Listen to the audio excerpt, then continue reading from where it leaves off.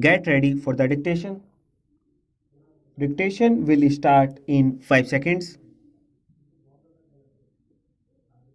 Start.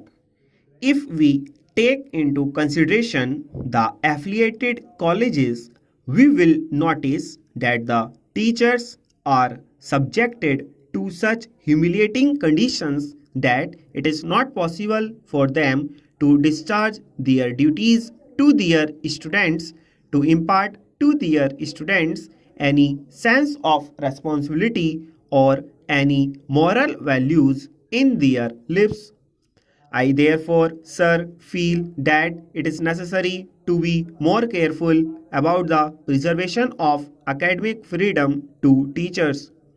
Sir, we are grateful to the Education Ministry and to the University Grants Commission for upgrading the salaries of teachers in the central universities.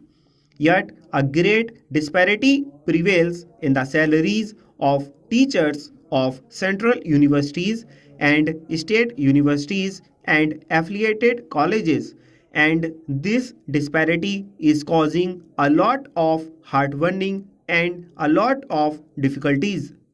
As one connected with education, I may say that there is not such a marked difference in the quality of teachers serving in the central universities and in the state universities and in affiliated colleges as to justify the great disparity in the salaries of teachers of these institutions.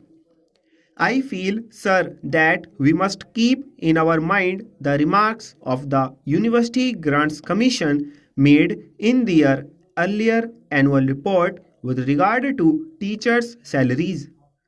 We are not only to provide adequate salaries to teachers of affiliated colleges but also to teachers of secondary schools.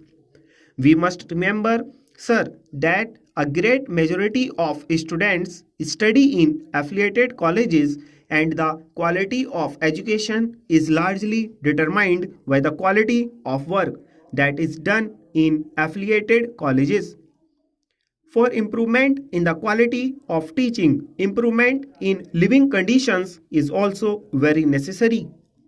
The University Grants Commission has invited our attention in its report to the appalling conditions in which teachers have to live.